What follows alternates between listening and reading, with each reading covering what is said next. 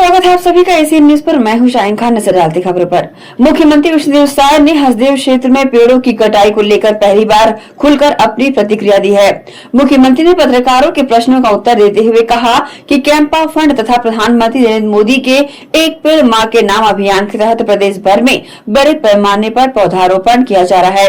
प्राकृतिक जंगलों का महत्व सर्वोपरि है, लेकिन विकास और पर्यावरण संरक्षण के बीच संतुलन बनाए रखना भी उतना ही आवश्यक है। श्री साय ने आगे कहा कि राज्य की उद्योग नीति के तहत यदि किसी परियोजना या उद्योग के लिए पेड़ों की कटाई की जाती है तो उसके बदले कई गुना अधिक पौधे लगाए जाते हैं। मुख्यमंत्री ने हसदेव मुद्दे पर लगातार सरकार की आलोचना करने वालों पर भी अप्रत्यक्ष रूप से निशाना साधा। उन्होंने कहा कि केवल विरोध करने के बजाय विकास कार्यों और जनहित की आवश्यकताओं को भी समझना चाहिए। सरकार का उद्देश्य पर्यावरण संरक्षण और विकास दोनों को साथ लेकर आगे बढ़ना है। देखिए, आप लोगों को ये गलतफहमी निकालना चाहिए अपने मन से। आज हमारा छत्तीसगढ़ 44% भूभाग यहाँ वनों से आच्छादित है और ये जो वर्षों से कैंपा योजना के तहत हमारा फॉरेस्ट वृक्षारोपण करता है। 4 साल से हमारे देश के यशस्वी प्रधानमंत्री नरेंद्र मोदी जी एक पेड़ मां के नाम से लगवा रहे हैं पेड़, तो इसमें 2.5% एरिया कवर हुआ है। समझ रहे हैं, प्रदेश का 2.5% एरिया, 44% तो नेचुरल फॉरेस्ट है। उसके बाद में जो कैंपा योजना और एक पेड़ मां के नाम से जो पेड़ लग रहे हैं उसमें 2.5% कवर हुआ है। और उद्योग नीति में ऐसा है कि कोई भी उद्योगपति उद्योग लगाता है, पेड़ काटता है तो उसके बदले में उससे ज़्यादा पेड़ लगाता है। ये उद्योग नीति में है, इसको देखना चाहिए। और विकास के लिए कई बार पेड़ काटना जरूरी भी हो जाता है। जैसे मैं अपने क्षेत्र की बात करता हूँ, कई बार जो नेशनल हाईवे 43 है, अब पहले के हिसाब से बना था, अब हमको रोड उसका डबल चाहिए, तो डबल चाहिए तो पेड़ तो काटेंगे तभी तो रोड बनेगा, कोई आसमान में बनेगा क्या? तो इस तरह से दोष लगाने वालों को सोचना चाहिए, उद्योग नीति को भी समझना चाहिए, तब इस तरह का आरोप लगाना चाहिए। रायपुर के नकटी गांव में विधायक कॉलोनी बनाने के लिए 80 से अधिक गरीब परिवारों के घर तोड़े जाने पर पूर्व सीएम भूपेश बघेल ने सरकार पर गरीबों को बरसात में बेघर करने और अमीरों के अतिक्रमण को नजरअंदाज करने का आरोप लगाया है। उन्होंने आरोप लगाया कि सरकार गरीबों के घर तोड़ रही है, जिन्हें पहले पक्के मकान बनाने के लिए योजनाएं दी गई थी। पूर्व सीएम भूपेश बघेल ने आगे कहा कि बीजेपी की सरकार हमेशा बरसात के मौसम में ही गरीबों को उजाड़ने का काम करती है। ये सरकार गरीब के घर को तोड़ रही है और अमीर लोगों के द्वारा किए गए अतिक्रमण को छू तक नहीं रही है। ये लोग सिर्फ गरीब पर ताकत दिखाते हैं। अगर विष्णुदेव साय के पास सही में ताकत है तो ये अमीर लोगों ने जो अवैध कब्जा किया है उस पर कार्रवाई करके दिखाएं।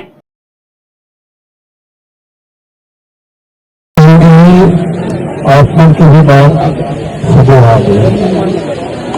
आत्मा जो संघर्ष करे जैसे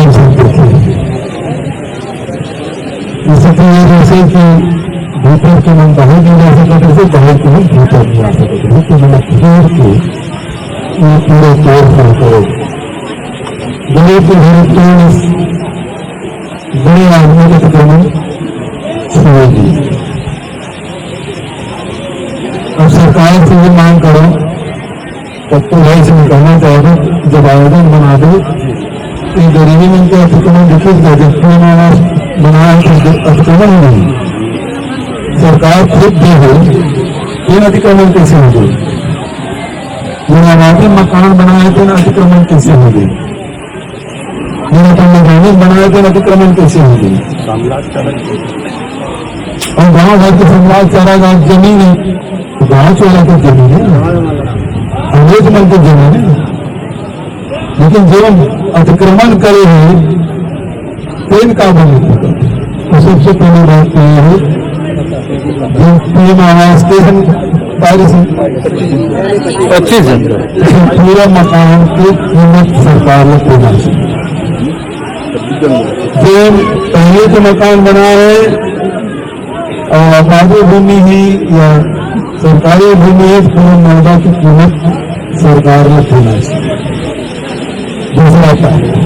दूसरा लगाने की तो पूरा पैसा मिलना चाहिए, नहीं मिलना चाहिए। दूसरा महत्वपूर्ण बात यह है कि जन आवास तत्काल इंतजार में रहते तो तत्काल है कि गांव की जमीन को थोड़ा उसका रेलवे को थोड़ी व्यवस्था कर लेना। इसकी छत्तीसगढ़ में जमीन की कमी का यह कतको मकान बड़े बड़े खंडर हो गए। शासकीय चाहे अटल आवास का हाल चाहे हाउसिंग बोर्ड के तहत घर पर जो कहीं बसा लेते दिखा लेते जीवन जहाँ साफ सफाई कर लेते पानी का व्यवस्था कर लेते बेकार बातें हटाते नहीं हटाते तब नहीं हटते तब दूसरी से तो पहली व्यवस्था कर लेना नहीं बेकार बातें हटा लेते लेकिन इन्हें तो प्रताड़ित करना है। रुकेंगे छोटे से ब्रेक के लिए, जल्द हाजिर होते हैं। आप सब बने रहिए एसीएन न्यूज के साथ। जीटी डायग्नोस्टिक, जहां सबसे एडवांस टेक्निक्स के साथ सारी जांचें एक ही छत के नीचे। जीटी डायग्नोस्टिक लाए हैं आपके शहर में पहली बार मध्य भारत का सबसे एडवांस 3 टेस्ला एमआरआई, जो आपको देगा बेस्ट क्वालिटी इमेजेस और सारी स्कैनिंग 6 से 10 मिनट में हो जाती है, जहां आम एमआरआई मशीन 45 से 1 घंटे लेती है। इसमें है वाइट बोर, जिसमें मरीज अंदर जाते हैं तो उन्हें डर नहीं लगता, और साथ ही फीट फर्स्ट की सुविधा, डॉक्टर को इलाज करने में सुविधा। आप अपने डॉक्टर की सलाह से सही जगह एमआरआई कराएं। जीटी डायग्नोस्टिक सेंटर में multi slice CT scan, ultrasound, echo एवं समस्त बाकी जांचों की सुविधा एक ही छत के नीचे। जीटी डायग्नोस्टिक में 24 घंटे सुविधा, स्वच्छ वातावरण एवं waiting area, qualified doctors, trained staffs. GT diagnostic, near Nehru Nagar square, Priyadarshini परिसर, भिलाई।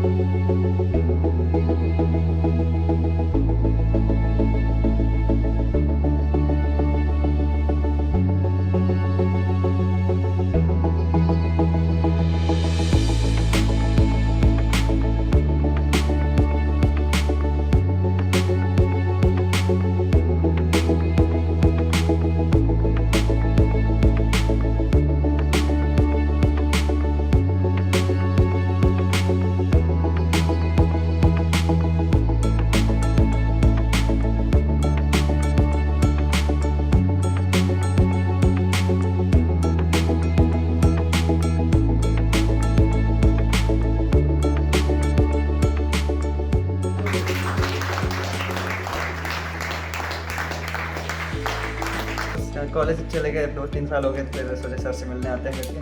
11th-12th में भी यहीं थे, फिर कोटा जाने के बाद वापस यहीं आए तो सर के साथ अच्छा खासा अनुभव रहा। मतलब सर ने हमें क्लास के बीच में ऐसी बहुत सारी बातें बोली और इतनी बातें बोली कि सर हमारे लिए सुल्तान रहे हैं। मैंने नीट 2025 में 602 मार्क्स लाए, जिससे मेरी AIR बनी 1239 और मेरी फिजिक्स में परसेंटाइल थी 99.97 और इसका क्रेडिट जाता है सलीम सर को। मैंने रूबी फिजिक्स ज्वाइन किया था 11th क्लास में मिड सेशन, क्योंकि मेरे कंसेप्ट्स क्लियर नहीं थे and I was struggling a lot in the subject, but sir accepted me straight away in his classes. वो क्लास ज्वाइन करने के बाद I had developed a curiosity for the subject. Class में बैठ के मज़ा सा आने लग गया पढ़ाई करने में। उनकी समझाने का तरीका, उनकी wide variety of numericals and test से मैंने एक रैपिड इम्प्रूवमेंट देखा मेरी प्रोग्रेस में। सर अपने बच्चों को बहुत अच्छे से जानते थे। ही न्यू कौन से कंसेप्ट में ज़्यादा टाइम देना है, किस में डिफ़िकल्टी आ रही है हमें, एंड ही ऑलवेज लाइक सबको साथ लेके चलते थे। सलीम सर ने हमेशा हमें अपने बच्चों के समान रखा है। I am so grateful to have him not just as a teacher but as a mentor. Thank you so much sir.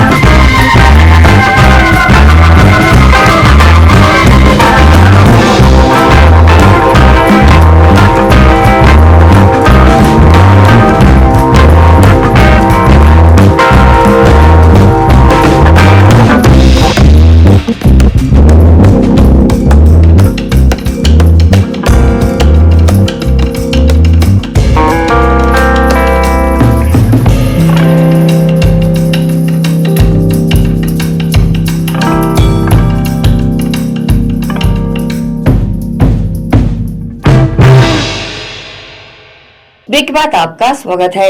राज्य के उत्कृष्ट खिलाड़ियों का लंबे समय से चला आ रहा इंतजार अब खत्म होने वाला है। मुख्यमंत्री विष्णुदेव साय की अध्यक्षता में हुई उच्च स्तरीय समिति की बैठक में वर्ष 2018-19 और 2019-20 के लिए 20 खेलों के 156 उत्कृष्ट खिलाड़ियों के चयन को अंतिम मंजूरी दे दी गई है। सूची अब अधिसूचना के लिए सामान्य प्रशासन विभाग को भेजी जाएगी। अधिसूचना जारी होने के बाद चयनित खिलाड़ियों को शासकीय सेवा में नियुक्ति की प्रक्रिया शुरू होगी।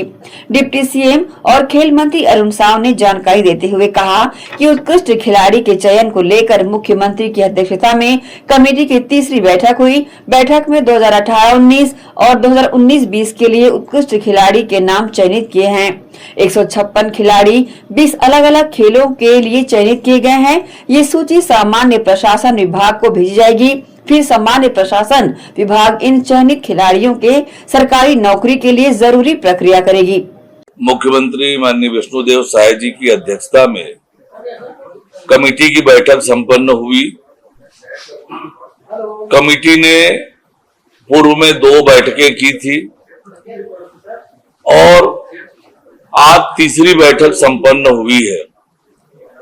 आज की बैठक में 2018, 2019, 2020 वर्ष के लिए उत्कृष्ट खिलाड़ियों की सूची का अनुमोदन किया है। 156 खिलाड़ी उत्कृष्ट खिलाड़ी के रूप में चयनित हुए हैं। 20 अलग अलग खेल विधाओं से संबंधित ये खिलाड़ी हैं।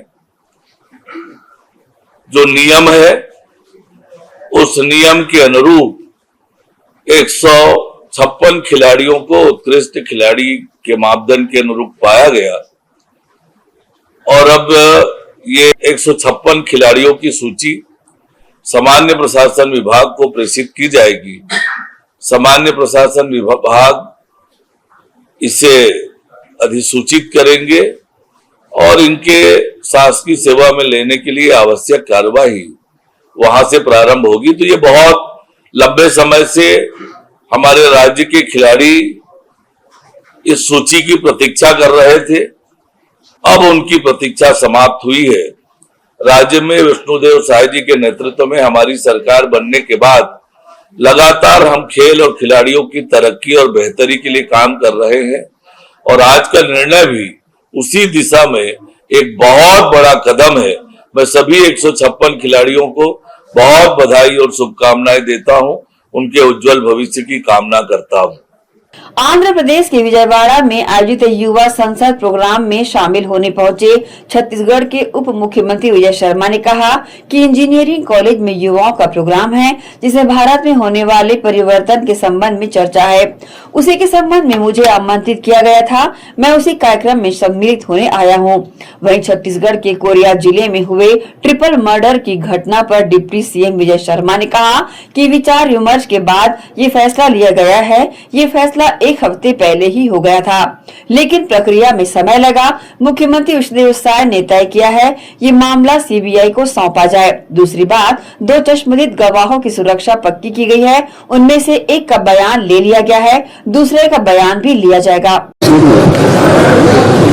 एसआर के इंजीनियरिंग कॉलेज में एक युवाओं के बीच का प्रोग्राम है जिसमें भारत में होने वाले परिवर्तनों के संदर्भ में चर्चा है। उसी के संदर्भ में मुझे निमंत्रित किया गया था और मैं उसी कार्यक्रम में यहाँ सम्मिलित होने के लिए आया। हाँ, मंदिर का दर्शन तो अनिवार्य है। जब भी हम यहाँ आए, माँ दुर्गा का स्थान है तो यहाँ मंदिर का दर्शन करना, दर्शन के बाद कार्यक्रम है, कार्यक्रम में प्रस्थान है। विजय भैया जिंदाबाद, जिंदाबाद, जिंदाबाद, विजय भैया जिंदाबाद। इस पर सभी के बीच चर्चा के बाद निर्णय हुआ है और निर्णय एक हफ्ते भर पहले हो गया था। उसकी प्रक्रिया में थोड़ा समय लगा है। मैंने मुख्यमंत्री जी ने अंतिम निर्णय किया और इस जघन्य हत्या के मामले में क्या क्या कारण थे, किन कारणों से हुआ है, दोनों सब प्रकरणों के बीच में क्या संदर्भ है, संबंध है, इन सभी बातों की जांच के लिए इसको सीबीआई को अभी दिया गया है। एक चरण शेष है, हमने भेज दिया है। अभी सीबीआई को उसको स्वीकार करके काम करना यह शेष है। तो अभी एक चरण शेष है, परंतु हमारे द्वारा भेजा जा चुका है। दूसरा यह है कि उस विषय पर 2 लोग जो चश्मदीद गवाह है उनकी सुरक्षा के लिए भी व्यवस्था की गई है। एक का बयान भी, जिनकी स्थिति ठीक थी, उनका बयान भी हो गया है मजिस्ट्रेट के बने तहसीलदार जी के सामने, और दूसरे हैं उनका भी अब खतरे से बाहर है और डॉक्टर की सलाह से फिर उनका भी बयान लिया जाएगा। ये तो माने जघन्यता है ना, तो बहुत बड़ी बात है। और ऐसे करने वाले अपराधी को तो कोर्ट में जल्द से जल्द इनकी सुनवाई होकर के सजा होगी ही होगी, इसमें मुझे संशय नहीं है। और इस पर पूरी कोशिश भी करेंगे अच्छे वकील लगा करके, और उसको जल्द ही इस पर सजा हो जाए, कठोर दंड हो जाए, इसके लिए कोशिश करेंगे। वक्त है एक और छोटे से ब्रेक का, जल्द हाजिर होते हैं। आप सब बने रहिए एसीएन न्यूज के साथ। श्री शंकराचार्य प्रोफेशनल यूनिवर्सिटी जुनवानी, जी हाँ, सत्र 2024-25 के लिए प्रवेश प्रक्रिया प्रारंभ है। डिप्लोमा इन फार्मेसी एवं बैचलर ऑफ फार्मेसी के लिए प्रवेश प्रारंभ है। बिना PPHD दिए सीधा प्रवेश। इतना ही नहीं, 10वीं और 12वीं में गणित और विज्ञान के छात्रों के लिए सुनहरा अवसर है। सीमित समय, सीमित सीटें। अगर है सपनों को पूरा करना तो भरना होगा ऊंची उड़ान। जल्दी करें, प्रवेश प्रारंभ है। प्रेजेंटली शंकराचार्य ग्रुप के अंदर 4 फार्मेसी कॉलेजेस हैं।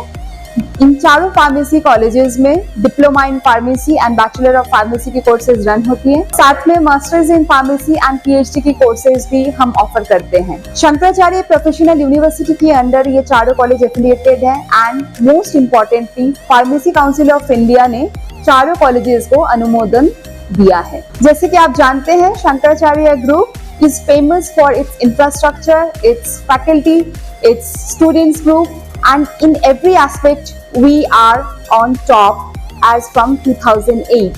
So in this year also, अगर आप चाहते हैं कि आप 12th के बाद साइंस में आपके भविष्य बनाना चाहते हैं, तो शंकराचार्य प्रोफेशनल यूनिवर्सिटी में एक बार जरूर आए। फार्मेसी कोर्स में अभी डायरेक्ट एडमिशन 12th की % बेसिस पे दिया जा रहा है, तो जल्द से जल्द संपर्क करें। तो एडमिशन हेतु जल्दी करें। Shri Shankaracharya professional university Junwani, Bhilai, Chhattisgarh. संपर्क करें 9977258200।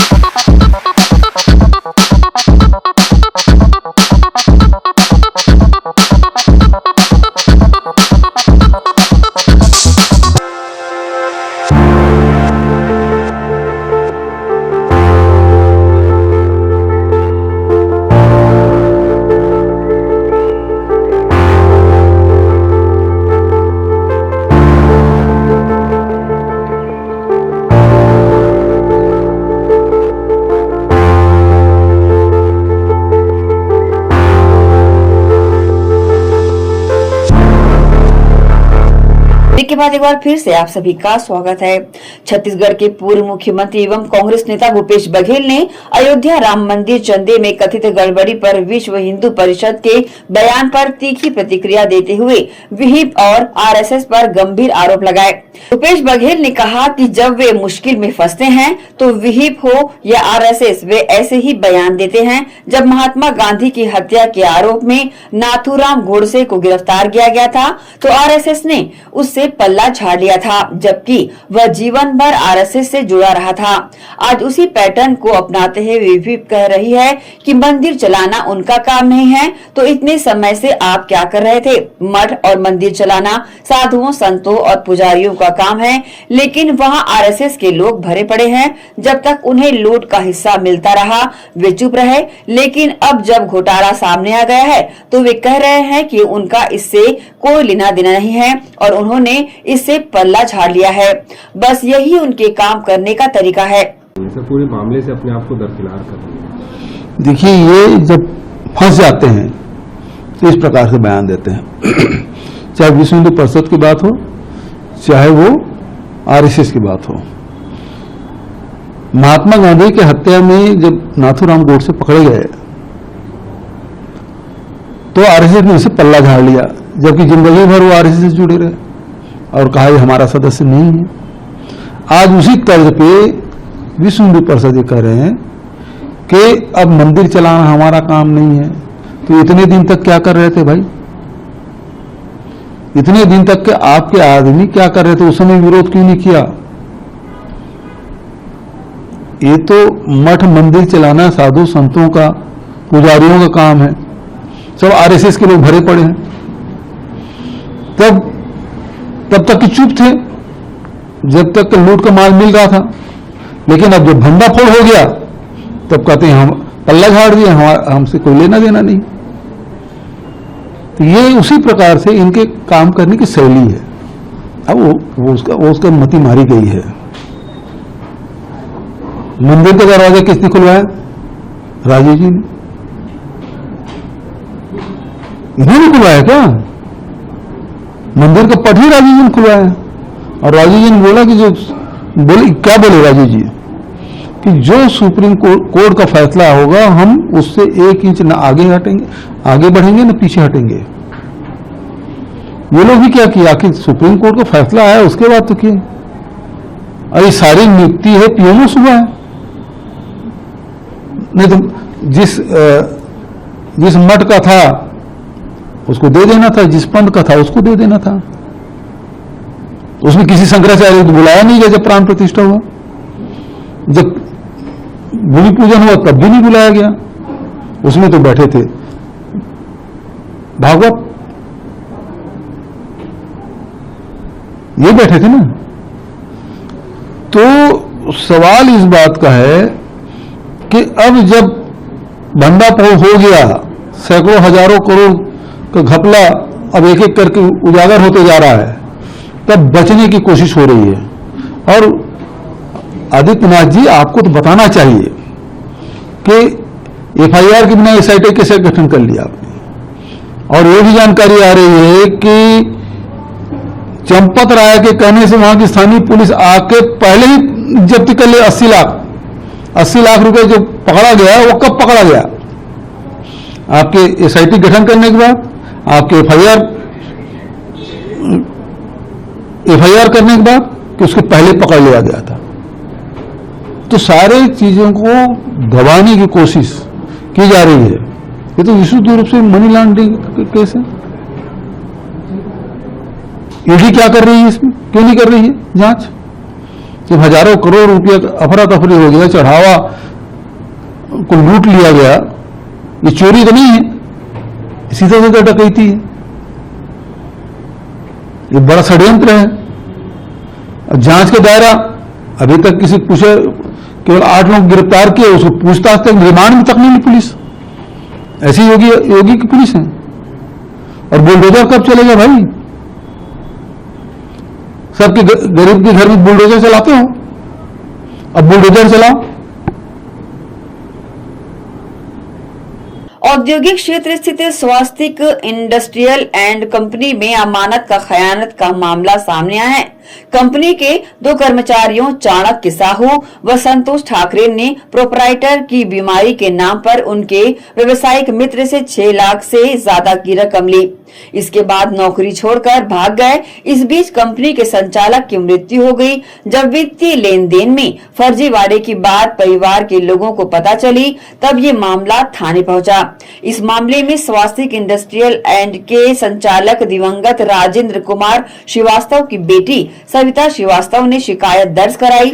मामले की जानकारी शिकायतकर्ता के पति आदित्य श्रीवास्तव ने पत्रकार वार्ता में दी। कंपनी की कंपनी और सारी चीजें होती तो उन्होंने सोचा कि चलिए कि लाना की तबियत नहीं है, कुछ कैश की जरूरत है। बहुत पुराने लोग आना जाना करते रहते थे और बहुत ही विश्वास पाते थे, तो उनको बैठ दिया कि हाँ ये ले लीजिए और जो भी आपका काम है, जो आपको मान लीजिए हॉस्पिटल का पेमेंट या कुछ भी करना कर लीजिए। तो ये संज्ञान में हम उनको किसी को भी नहीं किया, ना ही पापा होता है जिंदा से उनको उनकी कंपनी पिछले 30 साल से काम कर रहा है और पूरी समय से उनके आगे 2 बहुत ही पुराने एम्प्लॉइज जिनका नाम है चाणक्य साहू और संतोष ठाकरे, उनके साथ में काम कर रहे हैं, जो बहुत ही विश्वास पात्र एम्प्लॉइज है उनके साथ में। ये बात है अभी पहले जब मेरे रसोई की तबियत खराब थी तो उनको भर्ती कराया गया, वो अप्रैल को और उनका ध्यान हो गया 8 तारीख को, उनका ध्यान हुआ कर, जिसके बाद में 23 तारीख को और 22 तारीख को उनके दोनों एम्प्लॉय आए और आने के बाद उन्होंने बोला कि अब हम इस कंपनी में काम नहीं करना चाहते हैं, क्योंकि बॉस पर चिन्ह मिल जाएंगे तो उनको काम नहीं करेंगे और आगे से आगे में हम लोगों ने और उनको समझाया कि आप लोगों को लगाना है, कंपनी सारी चीजें आप लोग करनी है, हम लोगों को किसी भी इंटरेस्ट नहीं, क्योंकि मैं और मेरे जो बड़े दावा है वो बिलासपुर में रहता है और मेरा दूसरा व्यापार है सेक्टर 1 में रहता हूँ और मेरा व्यापार इंजीनियरिंग करेंगे इंडस्ट्री लेके तो हम लोग को फिल्टर हम लोगों को ज्यादा बताया कि क्या काम है किस तरीके से, तो हम लोगों ने रिक्वेस्ट किया कि आप लोग करिएगा और संभालिए अच्छे से काम करते हैं। लेकिन इतनी बार समझाने के बाद में जब वो नहीं पाए तो हम लोग को समझ में आया कि उनका कुछ गड़बड़ है इसके पीछे। और तेजी के दिन उनके जो पुराने मित्र थे, व्यापारी मित्र वो आए और उन्होंने बहुत ही शर्मनाक बात है, ये सुनने में भी बहुत बुरा लगता है। फिर सारी चीजों जब तेजी के अगले दिन उन्होंने बताया कि हम काम नहीं करना चाहते हैं, उसके कुछ समय बाद शाम को प्रमोद जैन जी आए और उन्होंने बताया कि ये लोगों ने कुछ पैसा लिया है। तब हमको धीरे धीरे सारी चीजें समझ में आनी चालू हुई कि घर से भी जो पैसा लेके जाते थे कि काम के लिए लेके जाना है, वो बहुत लोगों को पहुंचा नहीं, लेबरों को पेमेंट नहीं पहुंच पाई और कि यहाँ से भी पैसा उठाया। उसके अचानक इनके छोड़ने का रीजन ये है कि कुछ चीजों को जस्टिफाई नहीं कर पा रहे थे, क्योंकि इनको मालूम था अगर हम लोग पहुंचेंगे, सारी चीजें पूछेंगे, जानकारी लेंगे तो इनको जवाब देना पड़ेगा। तो वो जवाब न दे सके, इसके चलते उन्होंने तुरंत सोचा कि हम नौकरी छोड़ देते हैं। क्योंकि हुआ ये था कि 2 तारीख को मेरे ससुर जी एडमिट हुए थे और ये लोग 3 तारीख को उनके पास जाके कुछ कैश उठाते हैं और ये कहते कि बॉस की तबियत ठीक नहीं है, उनका ध्यान हो गया घर में। तो हमने सभी लोगों को बोला कि आप सभी लोग प्रैक्टिस पे आ जाइए, आके एक बार अंतिम दर्शन कर लीजिए, जो कि अंतिम दर्शन करने के लिए वो पहुंचे हुए हैं 5:30-6 बजे तक हुए हैं। उसके बाद उन लोग वहां से 7:30 बजे फिर गायब होंगे, शेख प्रमोद जैन जी के पास में जाके फिर कैश उठा लेते हैं 3,30,000 ये कि हॉस्पिटल का पेमेंट करना है। तो मेरा तो बताना से मना करते, तो इतना विश्वास, इतना पुराना एक्सपीरियंस, इतने साल से जुड़े रहने के बाद में कोई अगर विश्वास तोड़ता है तो ये एक व्यापारी के लिए बहुत ही मुश्किलदायक सफर हो जाता है, जिसमें वो किसके ऊपर विश्वास करे, किसके ऊपर विश्वास ना करे। अगर एक कंपनी का पुराना एम्प्लॉय ही इस तरीके से काम करेगा तो फिर क्या कर सकेंगे हम लोग। तो मेरा इसी के साथ ही आपसे लेंगे इजाजत। आप सब बने रहिए एशियन न्यूज के साथ। नमस्कार।